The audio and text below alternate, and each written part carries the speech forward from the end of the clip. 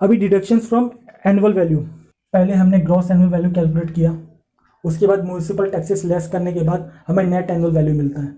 अब net annual value से और क्या क्या डिडक्शन होगा? अब दो चीज़ डिडक्शन होते हैं, एक तो 30% फ्लैट होता है, स्टैंडर्ड डिडक्शन मिला है, और दूसरा इंटरेस्ट ऑन बोरोड कैपिटल। तो पहले वाले के बारे में बात करते हैं। 30% of net annual value, 30% of net annual value is allowed at deduction under section 24A। This is a flat deduction and it's allowed irrespective for actual expenditure incurred.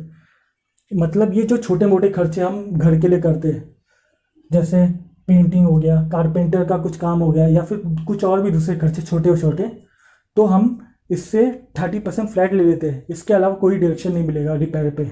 The assessee will not be entitled to deduction of 30% in the following cases as the annual value itself is nil. और ये कहाँ पे नहीं मिलेगा 30% annual deduction? Self occupied पे, जिसका आपने annual value नील लिया है, 2 हाउस प्रॉपर्टी में मिलता है, एनुअल वैल्यू नील रख सकते हो। तो एनुअल वैल्यू ही नील है तो उससे म्यूनिसिपल टैक्सेस भी अलाउड नहीं है, तो लेस जीरो होगा। तो एनुअल वैल्यू नील है -0, नेट एनुअल वैल्यू भी 0, तो उसका 30% भी 0 हुआ, इसलिए उसमें भी एप्लीकेबल नहीं है। कहाँ पे एप्लीकेबल नहीं? In case of self occupied property or in case of property held as stock in trade.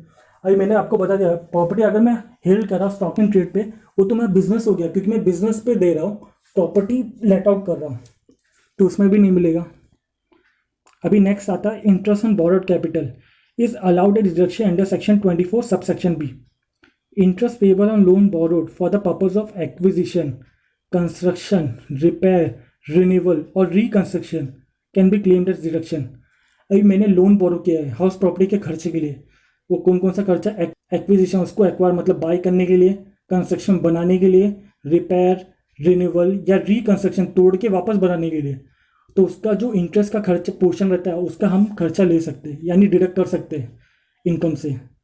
Interest payable for a fresh loan taken to repay the original loan raised earlier for the aforesaid purposes is also admissible deduction. इन सब के लिए, जैसे acquisition, construction, repair, renewal और reconstruction के लिए, वो loan को रिपे करने के लिए मैं एक नया लोन लेता हूँ तो भी मुझे अलाउड होगा उसका इंटरेस्ट का खर्चा। अभी interest for pre construction period, pre construction क्या है? ये नाम में ही है, कंस्ट्रक्शन के पहले, प्री कंस्ट्रक्शन। तो मेरा जो कंस्ट्रक्शन हो रहा था उस टाइम मैंने लोन लिया था।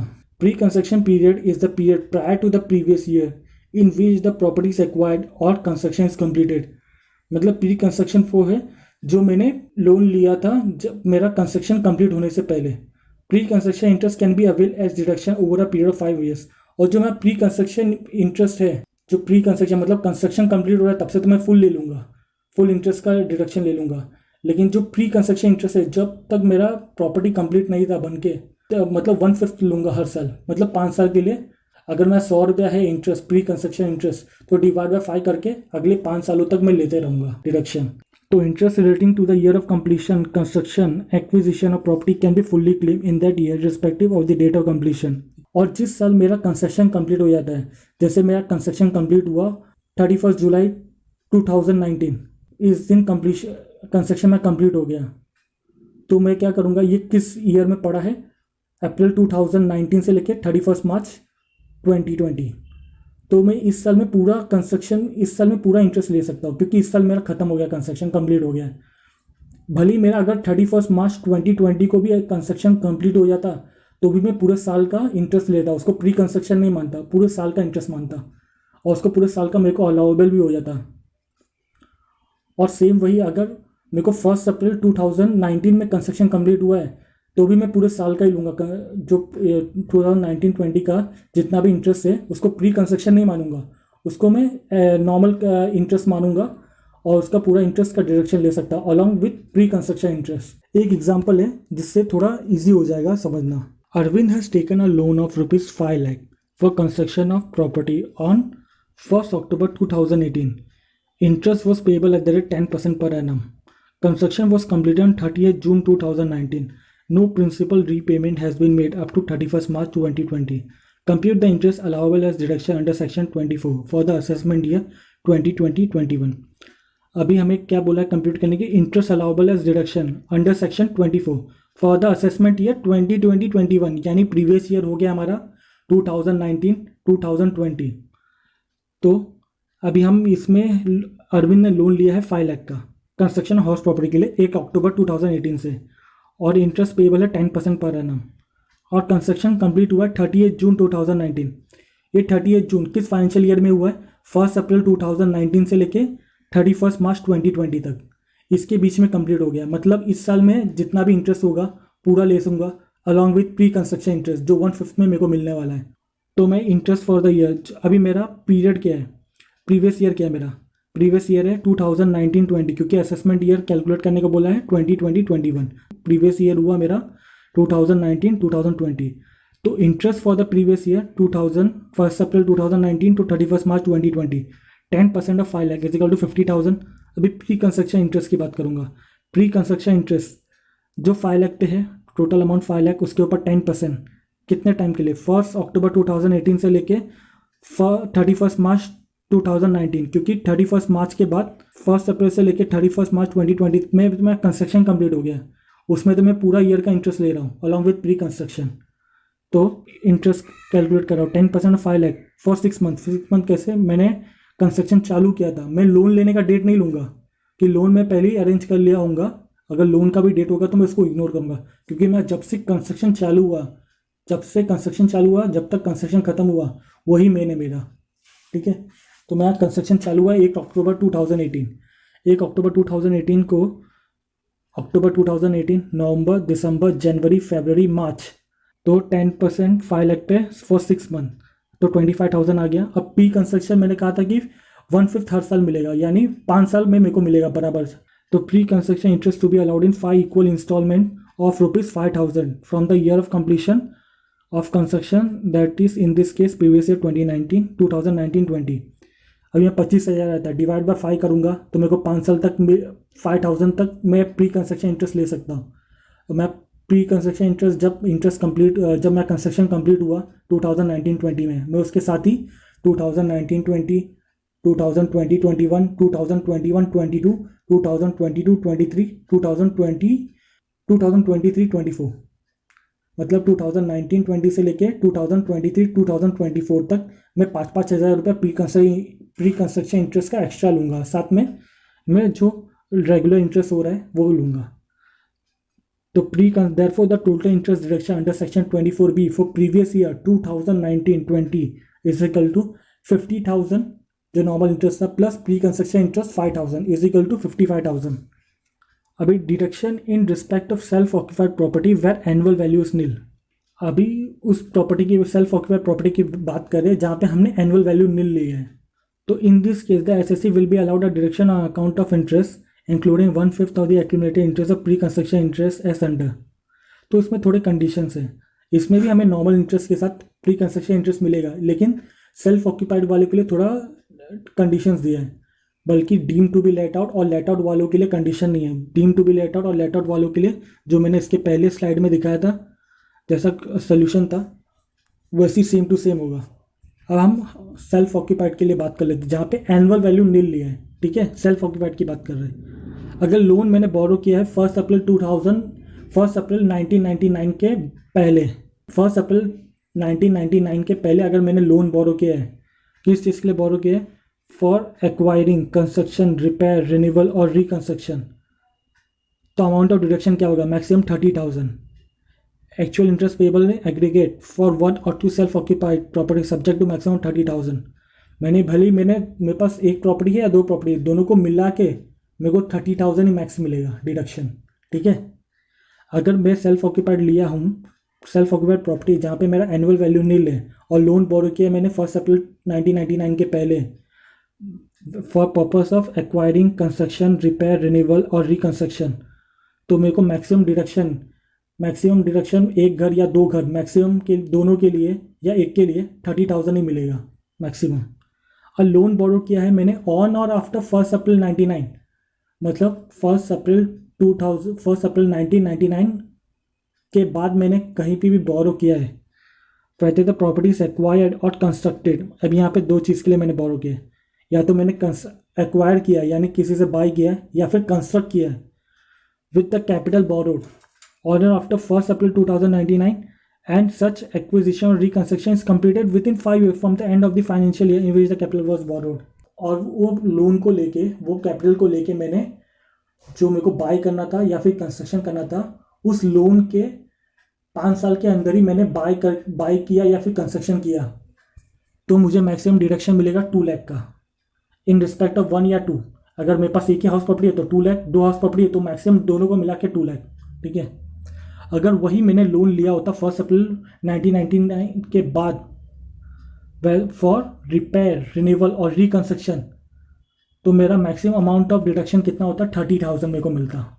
Note, however total interest deduction under section A and B cannot exceed ₹2 lakh. यानी भले ही मैं रिपेयर के लिए ले रहा हूँ, रिन्यूअल के लिए ले रहा हूँ या फिर कंस्ट्रक्शन एक्विजिशन के लिए ले रहा हूँ, भले ही मैं एक प्रॉपर्टी पे ले रहा हूँ या 2 प्रॉपर्टी पे, मेरा मैक्सिमम 2 लाख तक ही मिल पाएगा। उसमें प्री कंस्ट्रक्शन इंटरेस्ट भी इंक्लूडेड है, क्योंकि यही कंडीशन है सेल्फ ऑक्यूपाइड हाउस प्रॉपर्टी में या अनऑक्यूपाइड प्रॉपर्टी में, जहाँ पे एनुअल वैल्यू नील है। The ceiling limit would not apply to let out और deem to be let out property. The ceiling prescribe for self occupied property as above in respect of interest on loan borrowed. Deduction under section 24B for interest is available on accrual basis. Therefore, interest accrued but not paid during the year can also be claimed as deduction. यानी जो deduction under section 24B interest on capital borrowed है, उसका हम लोग accrual basis पे deduction लेते हैं। ये नहीं देखते कि हमने पे किया है कि नहीं पे किया है। अगर मैं इंटरेस्ट लग रहा है मेरे को, भले मैंने पे ना किया हो, मैं फिर भी डिडक्शन ले सकता हूँ। और interest on unpaid interest is not deductible, मतलब मेरे को इंटरेस्ट पे नहीं किया हूँ, उसके ऊपर भी इंटरेस्ट लग रहा है, तो मेरे को जो अनपेड इंटरेस्ट पे इंटरेस्ट लग रहा है वो अलाउबल नहीं होगा। मतलब दो इंटरेस्ट नहीं लगेगा, दो इंटरेस्ट का डिडक्शन मिल नहीं सकता। मेरे को जो प्रिंसिपल अमाउंट है उसके ऊपर जो इंटरेस्ट लग रहा है उसी का डिडक्शन ले सकता हूँ। अभी एक एग्जाम्पल से हम समझते हैं। Mister Manas own 2 house property, one at Bombay where his family reside and other one at Delhi which is unoccupied. He lives in Chandigarh for his employment purpose in a rented house. For acquisition of house property at Bombay, he has taken a loan of ₹30 lakh at 10% per annum on 1st April 2018. He has not repaid any amount so far. In respect of house property at Delhi, he has taken a loan of ₹5 lakh at 11% per annum on 1st October 2018 towards repair. Compute the deduction which would be available to him under section 24 subsection B for assessment year 2020-21 in respect of interest payable on such loan. अभी क्या बोल रहा है, किस time के लिए interest का deduction calculate करने के लिए बोल रहा है? For assessment year 2020-21। तो प्रीवियस ईयर क्या हुआ हमारा? 2019-2020। ठीक है, यहाँ पे मनस है जिसके पास 2 house property, one at Bombay and one at Delhi. Bombay में उसकी फैमिली रहती है और दिल्ली में अनऑक्यूपाइड है, और वो खुद भाड़े के पे रहता है एंड एम्प्लॉयमेंट सर्विस। और लेकिन उसने एक्विजिशन बॉम्बे प्रॉपर्टी के एक्विजिशन यानी बाय करने के लिए उसने 30 लाख का लोन लिया था 10% पर एनम ऑन 1 अप्रैल 2018। ये लोन लिया है 1 अप्रैल 2018 को। He has not paid any amount of in respect of house property eight Delhi. He has taken a loan of ₹5 lakh 10% per annum on 1 October 2018 towards repair. यहाँ पे सेकंड प्रॉपर्टी रिपेयर के लिए ली गई है। वो कब लोन लिया है उसने? 1 अक्टूबर 2018 को, जो 1 अप्रैल 2019 के बाद है, और रिपेयर के लिए। तो मैक्सिमम डिडक्शन क्या होगा? 30,000। अब 30,000 मैंने क्यों बोला? क्योंकि मिस्टर मनस 2 हाउस प्रॉपर्टी ओन किए और गवर्नमेंट ने हम लोग को फ्रीडम किया कि अप टू 2 हाउस प्रॉपर्टी हम उसका एनुअल वैल्यू नहीं ले सकते। हम हमेशा एसएससी के बेनिफिशियल के बारे में सोचते हैं कि क्या उसको बेनिफिट होगा। तो यहाँ पे एसएससी के 2 हाउस प्रॉपर्टी है, तो दोनों हाउस प्रॉपर्टी को हम सेल्फ ऑक्यूपाइड या अनऑक्यूपाइड समझेंगे। 2 से ज़्यादा होता तो तीसरे को deem to be let out समझते। अब यहाँ पे 2 ही है, तो दोनों का हम सेल्फ ऑक्यूपाइड समझेंगे जिसका एनुअल वैल्यू नील है। अब यहाँ पे इसके इंटरेस्ट की बारी बात हो रही है। तो mister owner can claim benefit of nil annual value in respect of his house property at Bombay and Delhi since no benefit derived by him from such properties and he cannot occupy such properties due to reason of his employment at Chandigarh where he lives in a rented house. So computation of deduction under section 24B for the assessment year 2020-21. तो interest on loan taken for acquisition of residential house property at Bombay. अभी मैंने self occupied property जहाँ पे हम लोग repair, जहाँ पे हम लोग एक्वायर और कंस्ट्रक्शन के लिए लोन लेते हैं 1 अप्रैल 1999 के बाद, तो मैक्सिमम डिडक्शन हम लोग को 2 लाख ही मिल सकता है। और रिपेयर रिन्यूअल के लिए लिया है लोन तो मैक्सिमम डिडक्शन 30,000 ही मिल सकता है। और दोनों को मिला के हम लोग मैक्सिमम डिडक्शन 2 लाख का ही ले सकते हैं। Interest on loan taken for acquisition of residential house property at Bombay 30 lakh का लोन लिया था into 10%, 3 lakh restricted to 2 lakh, क्योंकि उसमें लिखा हुआ है कि मैक्सिमम डिडक्शन एक्विजिशन और या कंस्ट्रक्शन के लिए 2 लाख ही ले सकते। अब interest on loan taken for repair of residential house property in Delhi, यहाँ पे रिपेयर के लिए तो 5 लाख, इसमें 5 लाख का लोन लिया था, 11% इंटरेस्ट से 55,000, लेकिन ये रेस्ट्रिक्टेड 30,000 तक, मैक्सिमम उतना ही दिया था। तो 30,000 इधर, 2 लाख इधर, टोटल इंटरेस्ट हो गया मैं 2,30,000।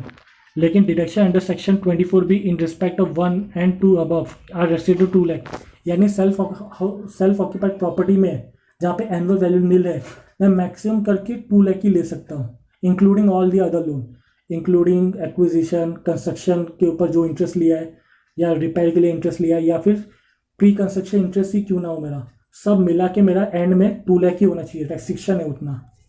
तो इसके हिसाब से आपको समझ गया। अब दूसरा एग्जाम्पल लेते हैं।